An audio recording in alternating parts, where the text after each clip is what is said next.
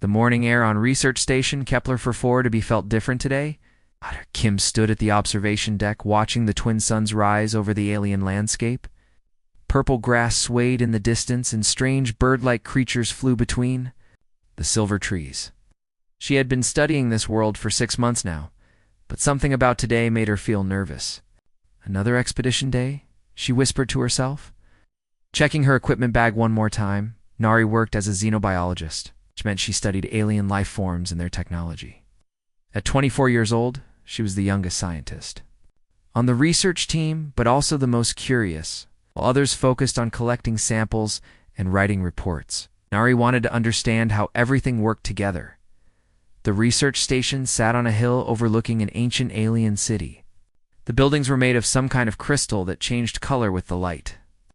Nobody knew who built the city or where they went. The structures had been empty for thousands of years, but they still hummed with a faint energy that made Naris skin tingle. "Ready for today's adventure?" asked Tae-jung, the young engineer who helped maintain their equipment. He was only 19, but had a talent for fixing things that should not work. "Always ready," Nari replied, shouldering her pack. Captain Park said we could explore the central temple today. Captain Day Park was their military commander, 35-year-old veteran who had seen combat in 3 different star systems.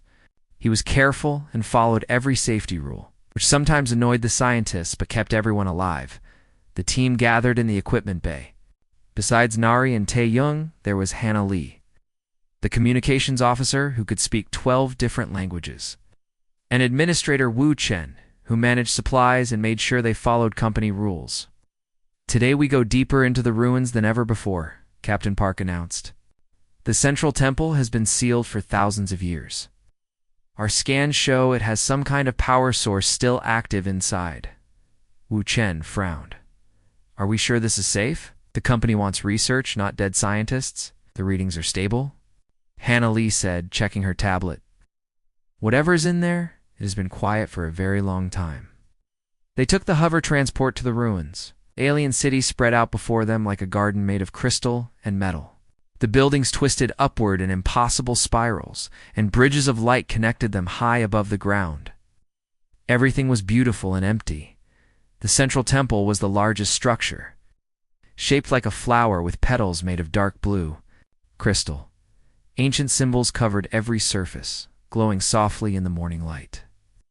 Nari had spent weeks trying to translate them, but the language was unlike anything in their databases. "The entrance is here," Captain Park said, pointing to an archway that seemed to shimmer like water. "Stay close to me. If anything goes wrong, we leave immediately." They walked through the archway, and Nara felt a warm sensation wash over her. The inside of the temple was even more beautiful than the outside. The walls were covered in patterns that seemed to move when she was not looking directly at them. The air smelled like flowers and electricity. "Look at these carvings," Tae-jung said, running his hand along the wall. "They tell a story, but I cannot understand it." Nari studied the symbols more carefully. They showed tall, graceful beings, with long limbs and large eyes. The beings seemed to be fighting something dark and terrible. In the final panels, the beings were placing glowing objects in hidden places across the galaxy. "They were hiding something," Nari said, "something important." The team moved deeper into the temple. The hallways led downward, and the air grew warmer. Strange plants grew from the walls, their leaves giving off a soft blue light. Everything felt alive, even though the place had been abandoned for so long. At the center of the temple, they found a circular room with a domed ceiling. In the middle stood a pedestal, holding a crystalline structure about the size of a human head. The crystal pulsed with gentle light, and patterns of energy moved through it like slow lightning. "Incredible," Hannah Lee breathed.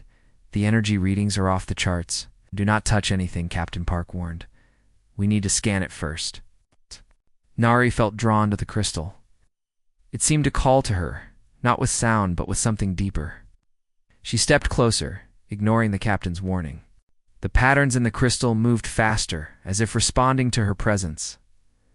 Nari stepped back. Wu Chen said, "We need to follow proper procedures."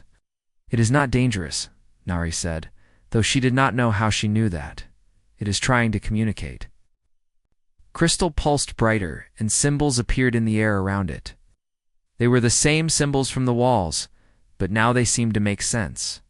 Not in words, but in feelings and images that flowed directly into her mind. Warning, danger approaching, protection needed. "What are you doing?" Captain Park demanded, but his voice seemed to come from far away. Nari reached out and touched the crystal. The moment her fingers made contact, the world exploded into light and sensation. She felt the crystal flow into her, becoming part of her blood and bones. Images flashed through her mind faster than thought. She saw the ancient beings who built the temple. They called themselves the Guardians, and they had fought a war against something terrible that consumed entire worlds. Before they died, they created these crystals to protect younger races who might face the same threat. The crystal, rather the entity within it, settled into her body like a second heart. She could feel its presence, warm and protective.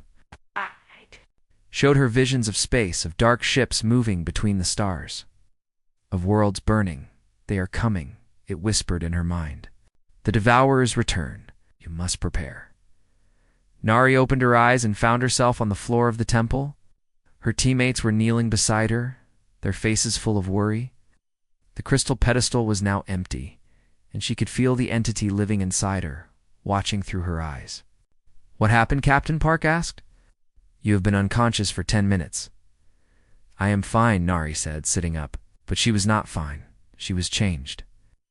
The entity had bonded with her, and through it, she could sense things that should be impossible.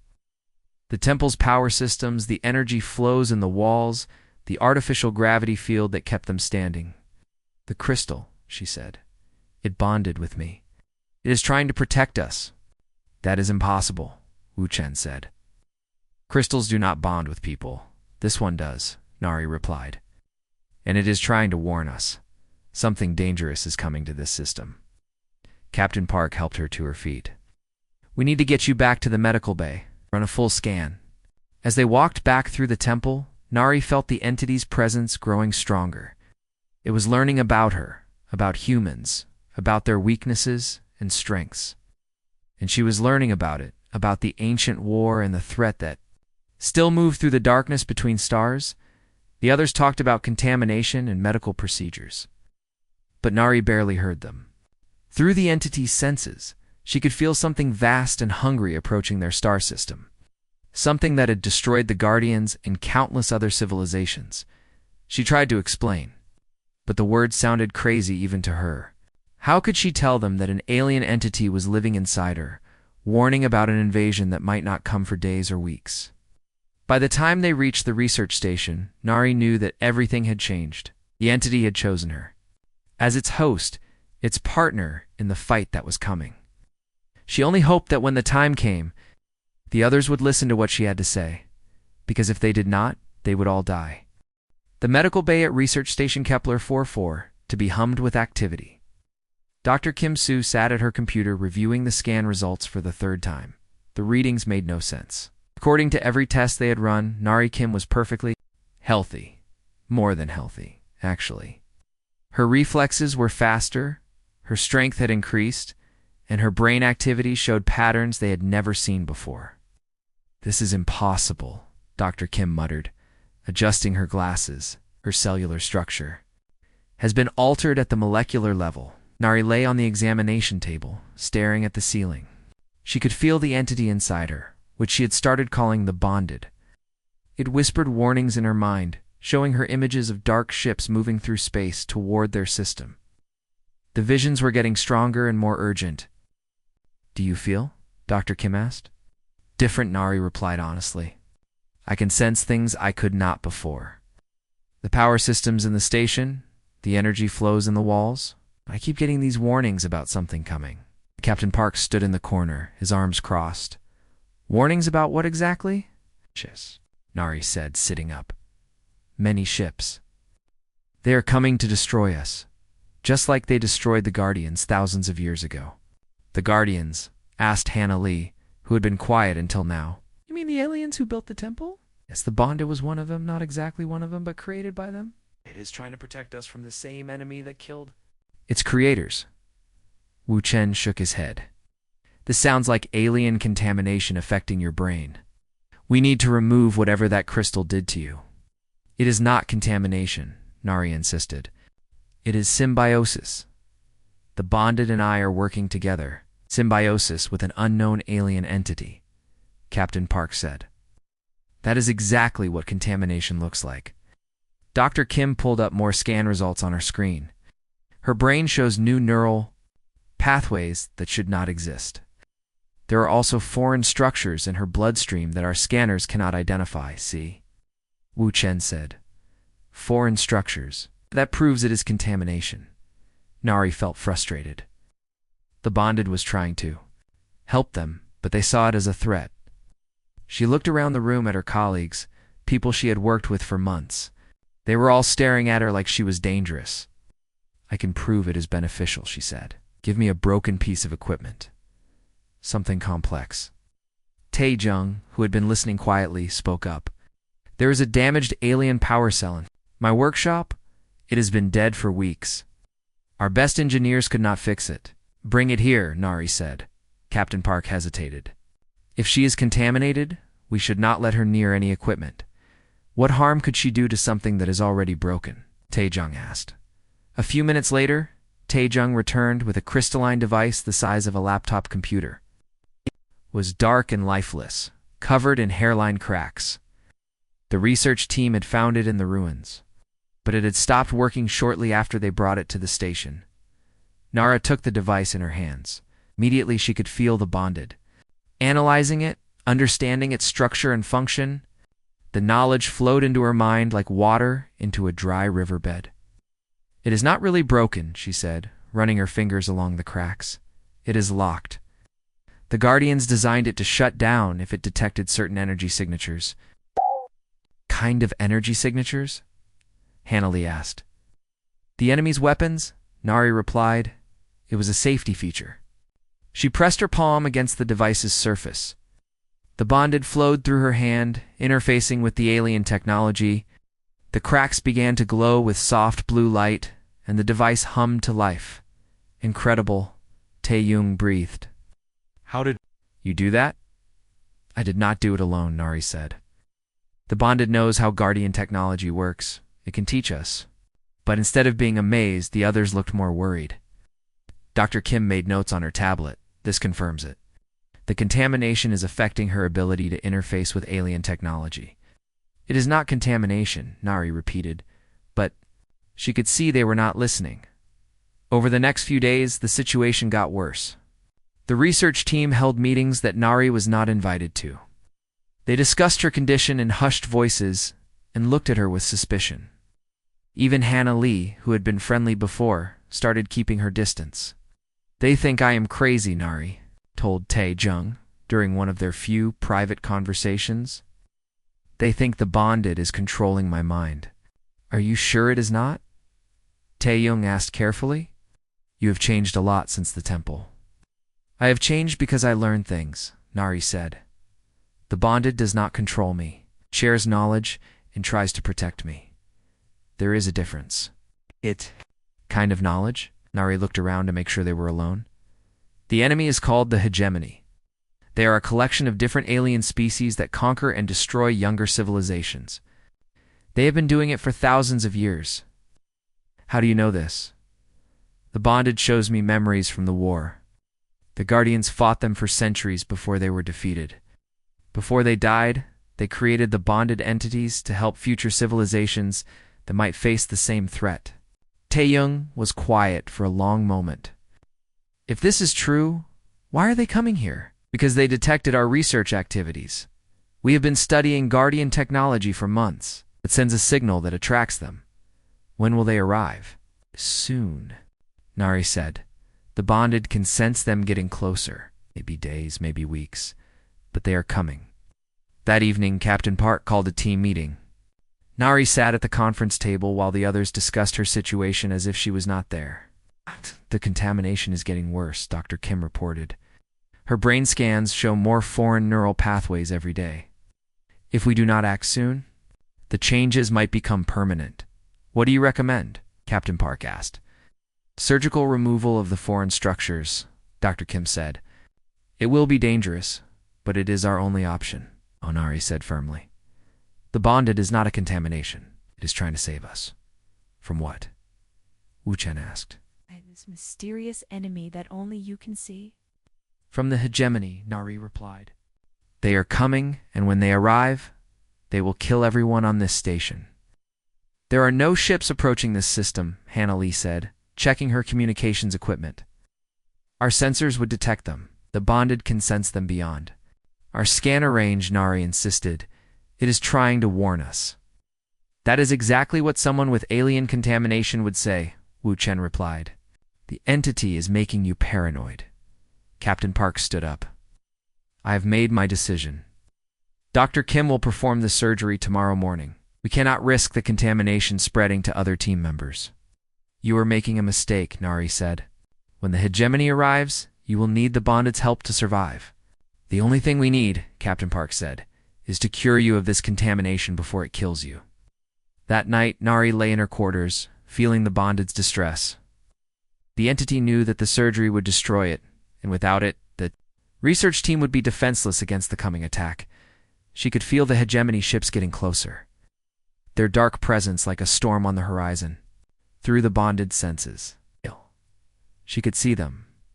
Hundreds of vessels filled with creatures that lived only to destroy and consume. They will not listen, she whispered to the bonded. They think you are the enemy. The entity sent her feelings of sadness and determination. It had waited thousands of years for a chance to fight the hegemony again. Now that chance was about to be taken away by the very people it was trying to protect. Nari made a decision. She would not let them remove the bonded. Somehow she had to make them understand the truth before it was too late. Because if she failed, everyone on the research station would die. The hegemony would add another world to their collection of conquered civilizations. The surgery was scheduled for dawn. She had less than 6 hours to change their minds, or find another way to protect the people she cared about. Outside her window, the alien stars continued their ancient dance, unaware that death was traveling toward them through the darkness of space. The surgery was scheduled to begin at dawn. Nari lay on the medical table, her wrists secured with restraints that Dr. Kim had insisted on for safety. The operating room was cold and sterile, filled with the quiet hum of medical equipment preparing for the procedure. Are you ready? Dr. Kim asked, checking her surgical instruments one final time. This is wrong, Nari said, struggling against the restraints. The bonded is not a parasite. It is trying to help us. That is the contamination talking, Doctor. Kim replied. After we remove the foreign structures, you will think more clearly. Captain Park watched from the observation window above. He had made the decision to proceed with the surgery despite Nara's protests. The safety of the entire research team was more important than one person's delusions. Outside, the twin suns of Kepler 442b were beginning to rise, painting the alien landscape in shades of gold and purple. It looked peaceful, but Nari could feel the danger approaching through the bonded senses. The enemy ships were very close now, maybe only hours away. Please, she begged, just check the long-range sensors. One more time? You will see them coming. There is nothing on the sensors, Hannah Lee said from the communications station. I have been monitoring all frequencies. Space is empty. Dr. Kim picked up a surgical laser. I am going to begin now. Try to stay calm.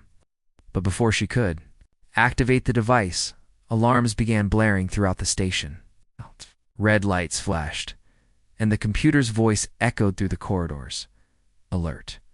Multiple unknown vessels detected approaching the system. All personnel report to emergency stations. Doctor.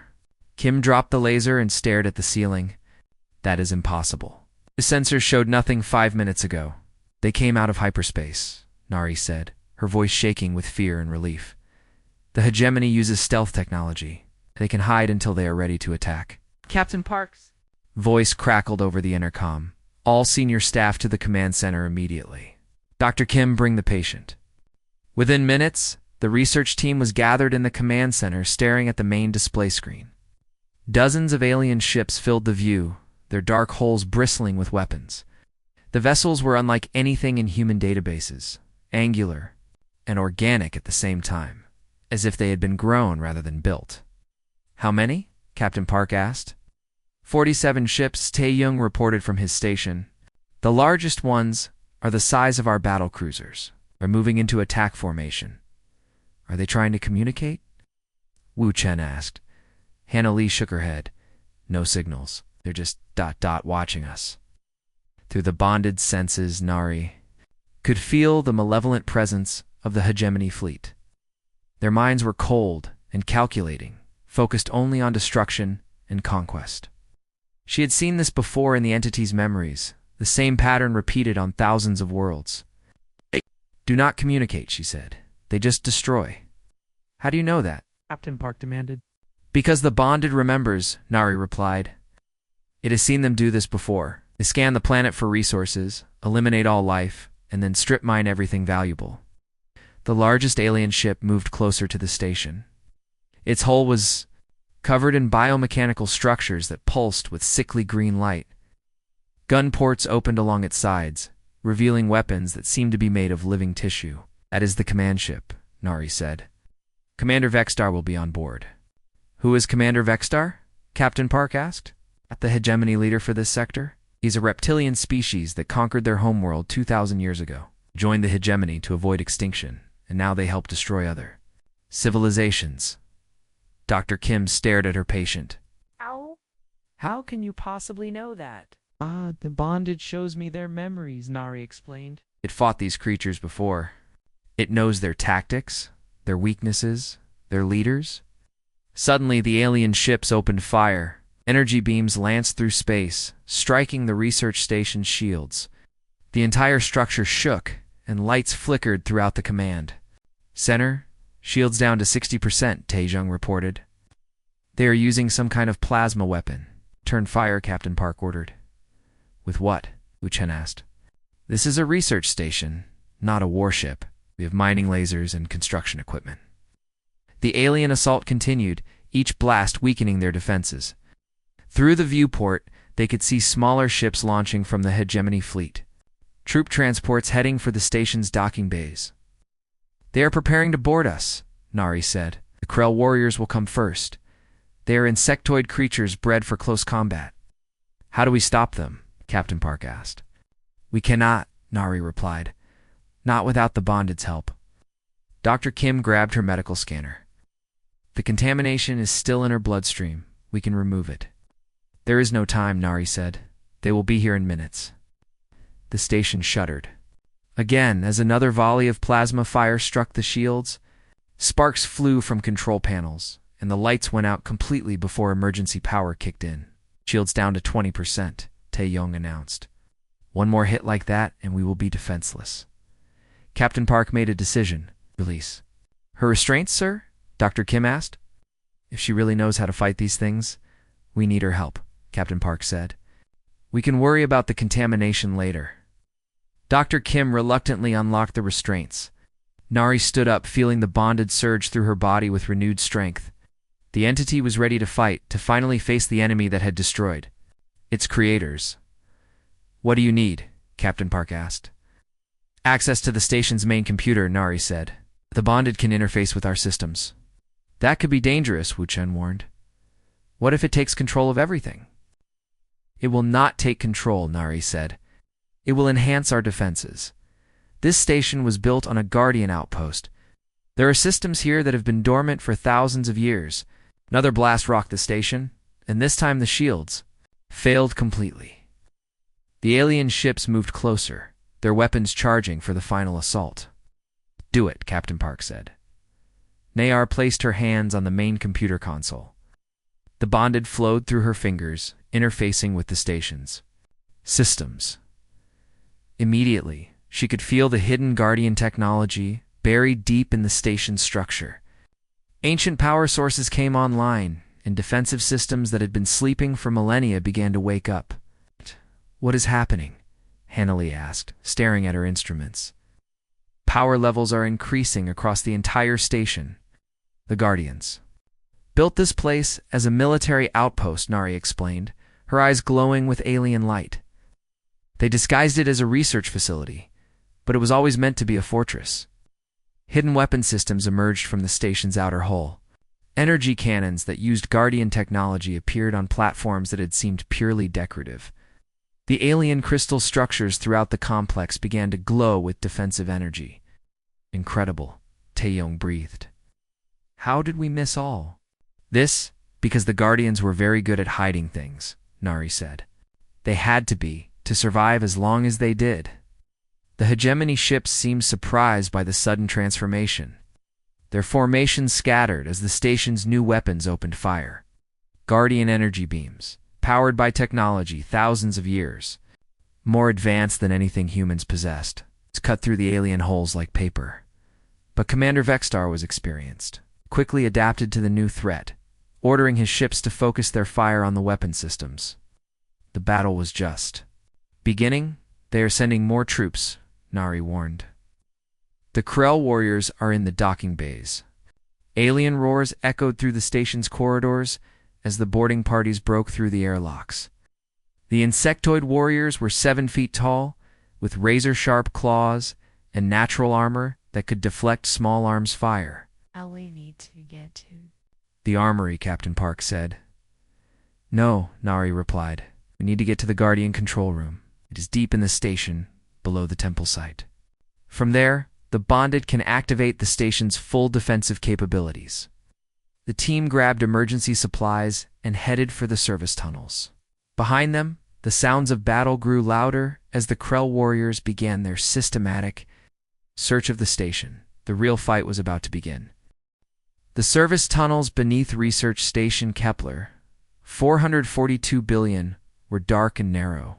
Captain Park led the way with his flashlight, followed by Nari, Taejung, Hannah Lee, Wu Chen, and Dr. Kim. Behind them, they could hear the terrible sounds of the Krell warriors tearing through the upper levels of the station. How much further? Captain Park whispered. How far? Nari replied, her eyes glowing faintly in the darkness.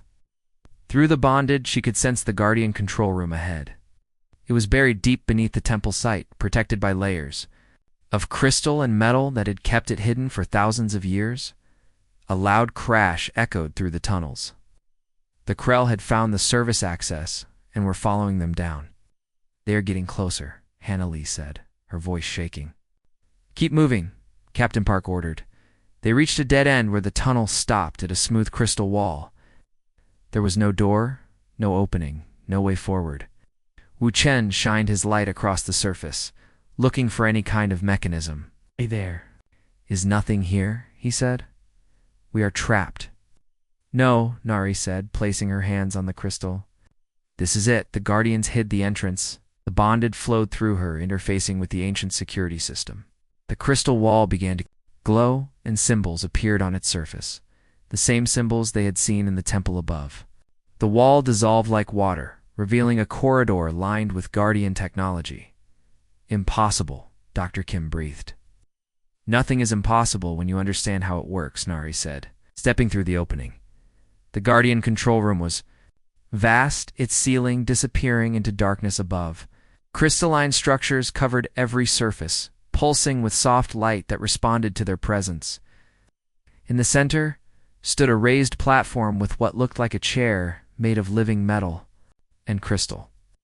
This is where the Guardian commander would sit, Nari explained. From here, they could control the entire defense network. The sound of chittering and scraping claws grew louder. The Krell had found their trail and were moving through the tunnels. Do what you need to do, Captain Park said, checking his weapon. We will hold them off. Nari climbed onto the platform and sat in the command chair. The moment she made contact, the Bonded exploded through her nervous system, connecting her to every system in the station. She could feel the power flowing through the walls, the weapons charging, the shields reforming. But it was more than that. The Bonded was not just accessing the station's systems, it was awakening them. The Guardian technology had been designed to work with entities like the Bonded, and together, they were far more powerful than either could be alone. Through the station's sensors, Nari could see everything. The hegemony fleet in space, still firing at the station's defenses. The Krell warriors in the corridors above, getting closer to the control room. Commander Vexstar on his flagship, directing the attack with cold efficiency. I can see them all, she said, her voice echoing strangely in the chamber. "The bonded and I are connected to everything." The first Krell warrior appeared at the entrance to the control room. It was a nightmare creature, 7 feet tall, with 6 arms ending in razor claws. Its insectoid head turned toward them, compound. Eyes reflecting the chamber's lights, Captain Park fired his weapon.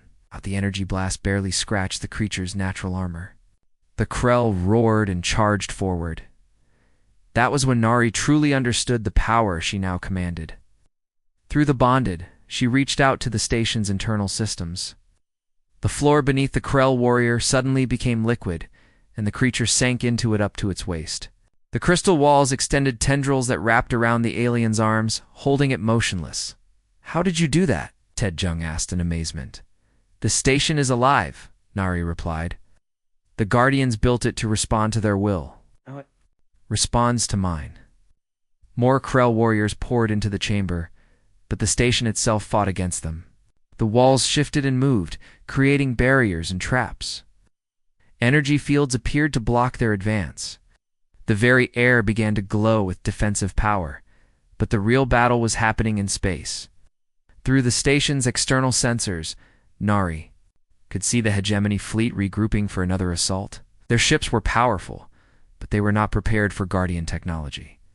Activating full defensive systems, she announced. Hidden weapon platforms emerged from the asteroid field around the station. They had been disguised as rocks for thousands of years, but now they revealed their true nature, Guardian energy cannons. More advanced than anything the hegemony possessed, began firing coordinated volleys at the alien fleet. The effect was devastating. Hegemony ships that had seemed invincible moments before were torn apart by weapons that struck faster than light itself. Their shields, designed to stop conventional energy weapons, were useless against Guardian technology.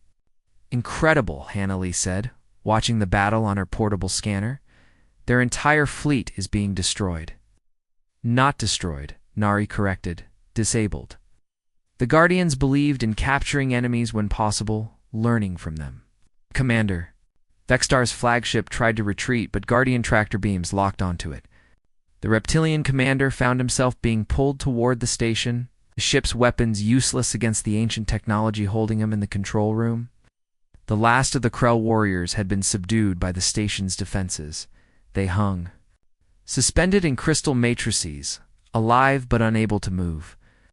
Captain Park and his team stared in wonder at what they had witnessed. Debonded Nari said, standing up from the command chair. "It was never trying to control me. It was trying to teach me. To show me how to use the tools the Guardians left behind." "But why?" Dr. Kim asked. "Why leave all this hidden for so long?" "'Cause they were waiting," Nari replied. "Waiting. For a species that could work with them instead of just using them. Hegemony takes technology by force and uses it to destroy. Humans learn to understand it and use it to protect." Through the station's communications system, they could hear distress calls from the hegemony fleet. Ships that had not been disabled were fleeing the system, their crews terrified by the sudden appearance of technology they did not understand. "They will return," Nari warned. "The hegemony does not give up easily. They will bring more ships, more weapons. Then we will be ready for them," Captain Park said. "With the Guardian technology and the Bonded's knowledge, we can defend this system." "Not just this system," Nari said, her eyes still glowing with alien light. "The Bonded says there are other sites like this one scattered throughout the galaxy." "Other Guardian outposts waiting to be awakened? Other stations?" Tae Jung asked. "Entire networks," Nari replied. The Guardians planned for this day. They knew that someday a species would emerge that could carry on their fight against the hegemony. Outside, the twin suns of Kepler-4 for to be continued to shine on the alien landscape. But now, for the first time in thousands of years, the Guardian defenses were active again. The ancient war was about to begin its final chapter, and humanity had just chosen which side they would fight on. 3 days after the first hegemony attack, research station Kepler-4 to be had, transformed into something unprecedented in human history. The ancient Guardian systems, awakened by Nari and the Bonded, had revealed the station's true purpose as a military fortress disguised as a research facility. Taejung stood in what had once been a storage room, now revealed as an advanced engineering bay filled with Guardian technology. Crystalline interfaces responded to his touch, teaching him how to merge human engineering with alien science. He was building something that had never existed before, hybrid weapons that combine the best of both technologies. "This is incredible," he said to Nari, who was monitoring the work through her connection to the station. "The Guardian systems are learning from our designs, making them better." "The Bonded says that is how the Guardians survived so long," Nari replied. "They adapted, evolved, learned from every species they encountered. They never stopped growing." Hannah. Lee worked at the communications center, her equipment now enhanced with Guardian technology. She could monitor communications across multiple star systems, tracking hegemony movements light years away. Her linguistic skills, combined with the Bonded's ancient knowledge, allowed her to decode alien transmissions in real time. "I am picking up hegemony reinforcement fleets," she reported. "3 battle groups moving toward our position. They will arrive within the week." "How many ships?" Captain Park asked.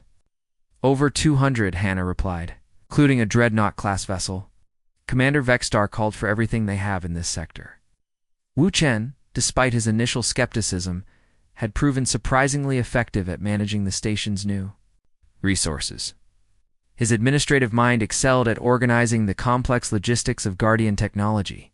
He coordinated supply lines, managed power distribution, and ensured that all systems worked together efficiently. "The good news," he announced, "is that we have enough power for sustained combat. The Guardian fusion cores are incredibly efficient. The bad news is that we are still just one station against an entire fleet." "Not just one station," Nari corrected.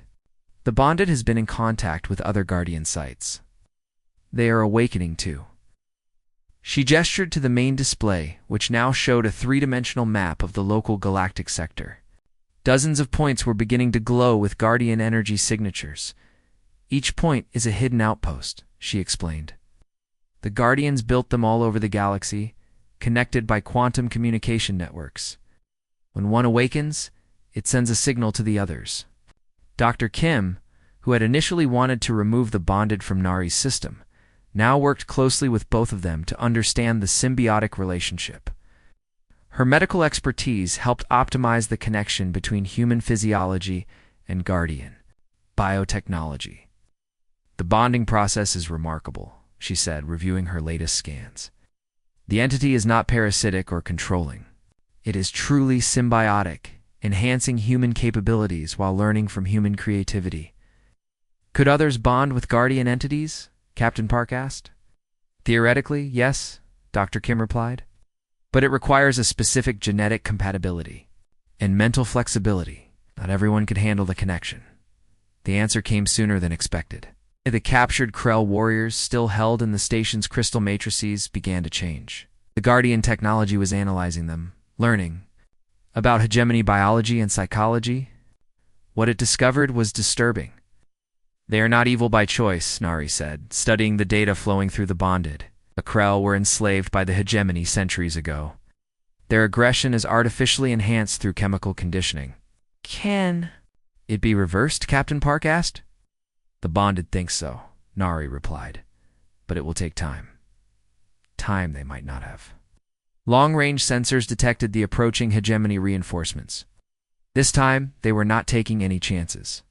The fleet included species from across their empire: reptilian saurians, crystalline vorthen, and massive biomechanical devourers.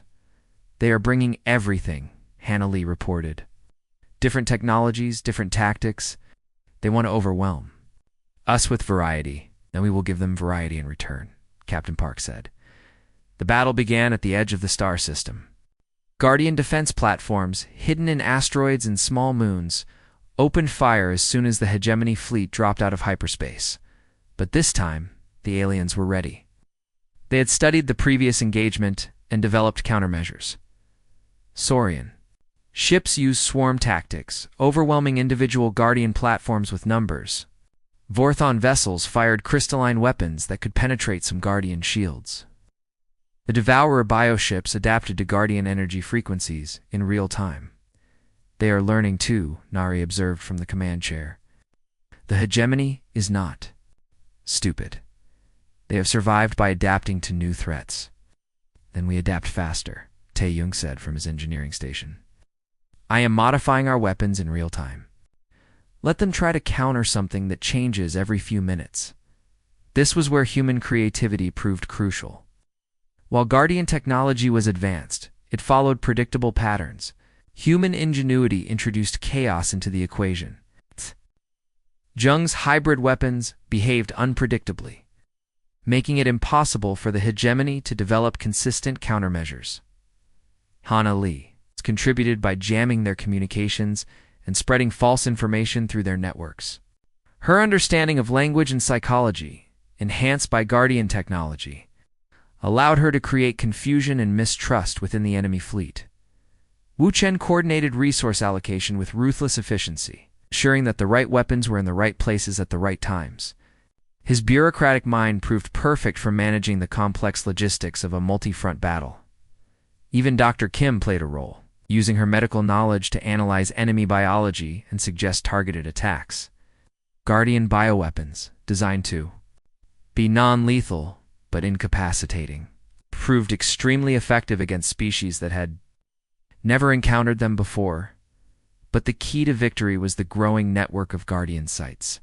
As more outposts awakened across the galaxy, they began to coordinate their defenses. What started as a single station's fight became a galactic uprising against hegemony rule. 17 sites are now active, Nari reported. 23 more are coming online. The Bonded says this is the largest Guardian activation in over 3,000 years. Commander Vexstar, aboard his dreadnought, found himself fighting a battle he could not win. Every time his forces adapted to one Guardian tactic, 3 more sites would activate with different approaches. The hegemony's greatest strength there. Ability to overwhelm individual opponents was useless against a coordinated galactic defense network. Sir, his communications officer reported, we are receiving surrender requests from several ships. The crews are refusing to continue the attack. Impossible, Vexstar hissed. Hegemony forces do not surrender. The Guardian weapons are not killing them, the officer explained. They are being disabled and captured. Some crews are saying the Guardians are trying to free them from hegemony control. This was the Bonded strategy, inherited from its creators. The Guardians had never sought to destroy their enemies completely. Instead, they tried to break the hegemony's control over enslaved species, turning oppressed peoples into allies. Multiple ships are defecting, Hana Lee reported with amazement. They are turning their weapons against the remaining hegemony vessels. The tide of battle had turned completely. What began as a hegemony assault had become a liberation. Species that had been enslaved for centuries were breaking free, aided by Guardian technology and human tactical innovation. Commander Vexstar's dreadnought, now isolated and surrounded, sent a final transmission before attempting to escape. This is not over. The core worlds will send everything they have. You have awakened something you cannot control. But as his ship fled into hyperspace, Nari and the Bonded were already reaching out to Guardian sites near those core worlds. The ancient network was awakening across the entire galaxy. The fight was far from over. But for the first time in thousands of years, the hegemony was truly afraid. 6 months after the Battle of Kepler 44b, the galaxy was a very different place. From the observation deck of what was now called Guardian Station Alpha, Nari Kim watched ships from dozens of different species dock at the expanded facility. The research station had grown into a massive complex, its Guardian technology allowing for rapid construction and expansion. Another delegation from the Outer Rim, Hana Lee announced, joining Nari at the viewport. 3 more species want to join the Alliance. The Alliance. That was what they called the growing coalition of worlds that had broken free from hegemony control. It started with the defections during the Great Battle, but word had spread quickly across the galaxy. The Guardians had returned, and they were offering freedom to any who wanted it. How many does that make? Nari asked. 47 species have officially joined, Hana replied. Another dozen are negotiating terms. The bonded network now spans over 300 star systems. Nari nodded, feeling the vast consciousness of the bonded entities flowing through her mind. Each awakened Guardian site had its own entity, and they were all connected through quantum links that spanned the galaxy. Through them, she could sense the growing hope of countless worlds. Captain Park approached them. Now wearing the uniform of Alliance Defense Command, his role had evolved from station commander to coordinator of military operations across multiple sectors. "Status report," he said, though he was smiling. These briefings had become much more pleasant lately. "Sector 7 is completely liberated," Hannah reported. "The last hegemony outpost surrendered this morning. They are requesting asylum for their enslaved crews." "Granted, as always," Captain Park said. "What about the core worlds? Still holding out?" Nari said. But the bonded can sense growing unrest. Even their most loyal species are beginning to question the old ways. The transformation had been remarkable. The hegemony, which had dominated the galaxy for thousands of years through fear and brutality, was crumbling as world after world chose freedom. The Guardian technology did not just provide military advantages. It offered something the hegemony never could: genuine cooperation between species. Jung arrived carrying a datapad filled with engineering reports.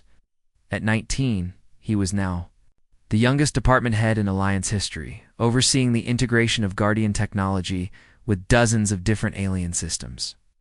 "The new hybrid ships are ready for testing," he announced proudly. "We have successfully combined Guardian technology with Vorthon crystal engineering, Krell biomechanics, and human innovation. These ships are faster and more powerful than anything the galaxy has ever seen. More importantly," added Dr. Kim, who had been studying the crews, "they require true cooperation to operate. No single species can run them alone. It forces the Alliance members to work together." That had been the key insight. The Guardians had not just left behind weapons and defenses, they had created a system that rewarded cooperation and punished domination. Species that tried to use Guardian technology for conquest found it simply would not work. But those who shared knowledge and worked together found their capabilities enhanced beyond imagination. Wu Chen joined the group, carrying reports from across the Alliance territories. His administrative skills had made him the natural choice to coordinate the complex logistics of managing multi-species civilization. "Economic integration is proceeding smoothly," he reported. "Trade between Alliance worlds has increased by 300% in the last month. The Kithaeron merchants are particularly excited about new markets for their products." The Kithaeron had been one of the first species to join the Alliance after being liberated from hegemony control. They were natural traders who had been forced to serve as tax collectors for their oppressors. They were helping to build an economy based on mutual benefit rather than exploitation. "Any word from the former hegemony core worlds?" Captain Park asked. 3 more have requested Alliance membership," Wu Chen replied. "They are offering full disclosure of hegemony military assets in exchange for protection. Even the species that had once ruled the hegemony were abandoning it. The reptilian saurians, the crystalline Vorthon, the biomechanical devourers, all were discovering that cooperation was more profitable than domination. Commander Vexstar had become a symbol of the old ways, leading a shrinking faction of die-hard hegemony loyalists. But even his own people were beginning to turn against him. The promise of freedom was too powerful to resist. "There is something else," Nari said, her connection to the bonded revealing new information. "The entities have been analyzing the data from the core worlds. They believe they have found the original hegemony homeworld, the birthplace of their empire?" Captain Park asked. "More than that," Nari replied. "The world where they first enslaved another species, where this cycle of domination began thousands of years ago. The bonded want to go there." "Why?" "To break the original conditioning," Nari explained. "The hegemony's power is not just military, it is psychological. They have convinced countless species that domination is natural, that the strong must rule the weak. If we can break that conditioning at its source, we end the hegemony forever," Captain Park finished. "The mission would be dangerous. Core worlds were still defended by fanatic loyalists who would fight to the death. But the Alliance now had resources the galaxy had never seen, ships that could outmaneuver anything the hegemony possessed, weapons that could disable, rather, than destroy, and most importantly, the moral authority of liberation. "When do we leave?" Taejung asked eagerly. We, Captain Park, raised an eyebrow. "All of us," Neri said firmly. "This started with our research team. We should finish it together." Dr. Kim smiled. "I suppose someone needs to monitor your connection to the bonded during such a crucial mission." Hannah Lee nodded. "And we will need perfect communication with all Alliance forces." Wu Chen sighed dramatically. "Someone has to handle the logistics of liberating an entire galaxy." Captain Park looked around at his team, no longer just researchers and support staff, but the leaders of a galactic alliance. "Then we finish what we started." As they prepared for the final mission, Nari reflected on how much had changed. 6 months ago, she had been a young xenobiologist studying alien ruins. Now she was the primary interface between humanity and an ancient network of entities dedicated to freedom and cooperation. The bonded had chosen well. Humans had proven to be ideal partners, creative enough to enhance Guardian technology, adaptable enough to work with dozens of alien species, and stubborn enough to never give up on the idea that freedom was worth fighting for. Through the viewport, she could see ships from across the galaxy, preparing for the final campaign. Sleek Alliance vessels flew alongside converted hegemony ships, their crews working together despite having been enemies just months before. "The Guardians would be proud," she said softly. "I think they are proud," the bonded whispered in her mind. "Through us they live again. Through you, their dream of a free galaxy finally comes true." The last battle was coming. But for the first time in thousands of years, freedom was winning. And it all started because a young woman touched a crystal in an ancient temple and chose to listen when it said it would protect her. The end.